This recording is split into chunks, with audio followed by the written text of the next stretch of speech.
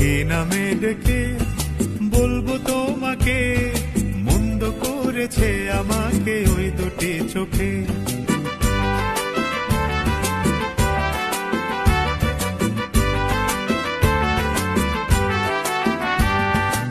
আমি যে মাতাল হাওয়ারি মতো হয়ে যেতে যেতে পায়ে পায়ে গেছি জড়িয়ে।